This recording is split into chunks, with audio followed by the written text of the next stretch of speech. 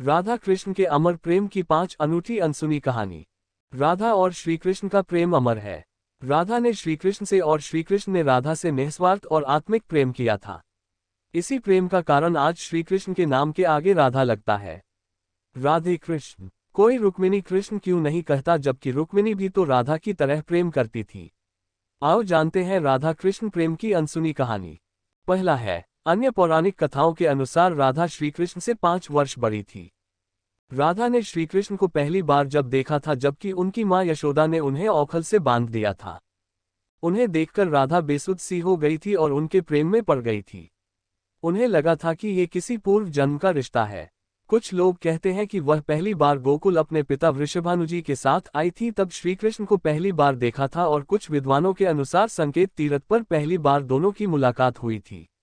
जो भी हो, लेकिन जब राधा ने कृष्ण को देखा तो वह उनके प्रेम में पागल जैसी हो गई थी और कृष्ण भी उन्हें देखकर बावरे हो गए थे। दोनों में प्रेम हो गया था। ब्रह्मवैवर्त पुराण प्रकृति खंड अध्याय 48 के अनुसार और यदुवंशियों के कुलगुरु गर्ग ऋषि द्वारा लिखित गर्ग संहिता की एक कथा के अनुसार एक बार नंदबाबा श्रीकृष्ण को लेकर बाजार घूमने निकले थे। उसी दौरान राधा और उनके पिता भी वहां पहुंचे थे। दोनों का वहां पहली बार मिलन हुआ।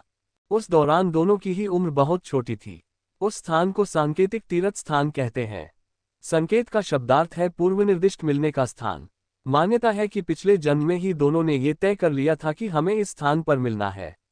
कहते हैं कि यहीं पर गर्ग संहिता के अनुसार एक जंगल में स्वयं ब्रह्मा ने राधा और कृष्ण का गंधर्व विवाह करवाया था। यहाँ हर साल राधा के जन्मदिन यानी राधाष्टमी से लेकर अनंत चतुर्दशी के दिन तक मेला लगता है। दूसरा है, ब्रह्मवैवर्त पुराण की एक पौराणिक कथा के अनुसार श्रीकृष्ण के साथ राधा गोलोक में रहती थी। एक बार उनकी अनुपस्थिति में श्रीकृष्ण अपनी दूसरी पत्नी विरजा के साथ घूम रहे थे। तभी राधा आ गई। वे विरजा पर नाराज होकर वहां से चली गई। श्रीकृष्ण के सेवक और मित्र श्रीदामा को राधा का ये व्यवहार ठीक नहीं लगा और वे राधा को भला बुरा कहने लगे। राधा ने क्रोधित होकर श्रीदामा को अगले जन्म में शंखचूड़ नामक राक्षस बनने का श्राप दे दिया। इस पर श्रीदामा ने भी उनको पृथ्वी लोक पर मनुष्य रूप में जन्म लेकर 100 वर्ष तक कृष्ण विछोह का श्राप दे दिया। राधा को जब श्राप मिला था तब श्रीकृष्ण ने उनसे कहा था कि तुम्हारा मनुष्य रूप में जन्म तो होगा, लेकिन तुम सदैव मेरे पास रहोगी। यही कारण था कि राधा और श्रीकृष्ण का बचपन में विछोह हो गया था।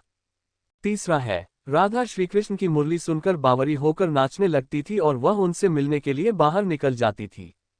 जब गांव में कृष्ण और राधा के प्रेम की चर्चा चल पड़ी तो राधा के समाज के लोगों ने उसका घर से बाहर निकलना बंद करवा दिया। फिर एक दिन श्रीकृष्ण ने माता यशोदा से कहा कि माता, मैं राधा से विवाह करना चाहता हूं।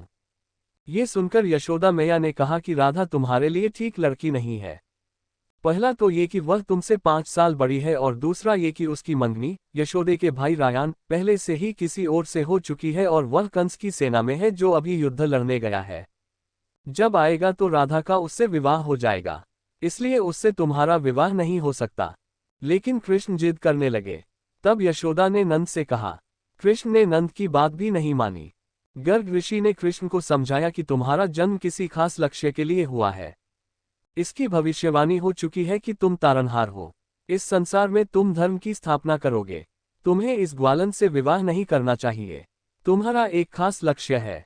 गर्ग मुनि हर तरह से समझाते हैं, लेकिन कृष्ण नहीं समझते हैं। तब गर्ग मुनि उन्हें एकांत में ये रहस्य बता देते हैं कि तुम यशोदा और नंद के पुत्र नहीं, देवकी और वसुदेव के पुत्र हो, और तुम्हारे माता पिता को कंस ने कारागार में डाल रखा है। ये सुनकर श्रीकृष्ण के जीवन की दशा बदल जाती है। चौथा है, राधा के परिवार को जब पता चला कि यह श्रीकृष्ण की मुरली सुनकर उनके प्रेम में नाचती हुई उनके पास पहुंच जाती है, तो उन्होंने राधा को घर में ही कैद कर दिया था। तब श्रीकृष्ण ने अपने साथियों सहित एक दिन उन्हें रात में कैद से मुक्त कराकर उद्धव और बलराम सहित अन्य सखिया के साथ रात भर नृत्य किया था।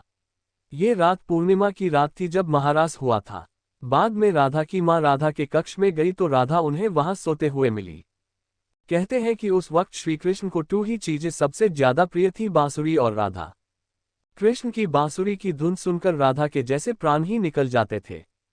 कई जन्मों की स्मृतियों को कुरेने का प्रयास होता था और वह श्रीकृष्ण की तरफ खींची चली आती थी। भगवान श्रीकृष्ण के पास एक मुरली थी जिसे उन्होंने राधा को छोड़कर मथुरा जाने से पहले दे दी थी। राधा ने इस मुरली को बहुत ही संभाल कर रखा था और जब भी उन्हें श्रीकृष्ण की याद आती तो वह ये मुरली बजा लेती थी। श्री कृष्ण उसकी याद में मोरपंख लगाते थे और वैजंती माला पहनते थे। श्री कृष्ण को मोरपंख तब मिला था जब वे राधा के उपवन में उनके साथ नृत्य कर रहे मोर का पंख नीचे गिर गया था, तो उन्होंने उसे उठाकर अपने सिर पर धारण कर लिया था और राधा ने नृत्य करने से पहले श्री कृष्ण को वैजंती माला पहनाई थी। पांचवा है, जब कृष्ण वृंदावन छोड़कर मथुरा चले गए तब राधा के लिए उन्हें देखना और उनसे मिलना और दुर्लभ हो गया। कहते हैं कि राधा और कृष्ण दोनों का पुनर्मिलन कुरुक्षेत्र में बताया जाता है, जहां सूर्य ग्रहण के अवसर पर द्वारिका से कृष्ण और वृंदावन से नंद के साथ राधा आई थी। राधा सिर्फ कृष्ण को देखने और उनसे मिलने ही नंद के साथ गई थी। इसका जिक्र पुराणों में मिलता है। इसके बाद राधा और श्री कृष्ण की अंतिम मुलाकात द्वारिका में हुई थी। सारे कर्तव्यों से मुक्त होने के बाद राधा आखिरी बार अपने प्रियतम कृष्ण से मिलने गई। जब वे द्वारका पहुंची तो उन्होंने कृष्ण के महल और उनकी एक पत्नियों को देखा। जब कृष्ण ने राधा को देखा तो वे बहुत प्रसन्न हुए। तब राधा के अनुरोध पर कृष्ण ने उन्हें महल में एक देविका के पद पर नियुक्त कर दिया। कहते हैं कि वहीं पर राधा महल से जुड़े कार्य देखती थी और मौका मिलते ही वे कृष्ण के दर्शन कर लेती थी। एक दिन उदास होकर राधा ने महल से दूर जाना तय किया।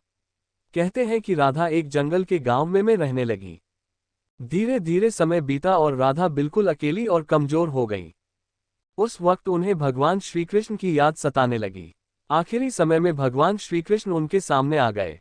भगवान श्री कृष्ण ने राधा से कहा कि वे उनसे कुछ मांग लें, लेकिन राधा ने मना कर दिया। कृष्ण के दोबारा अनुरोध करने पर राधा ने कहा कि वे आखिरी बार उन्हें बांसुरी बजाते देखना और सुनना चाहती हैं। श्री कृष्ण ने बांसुरी ली और बेहद सुरीली धुन में बजाने लगे।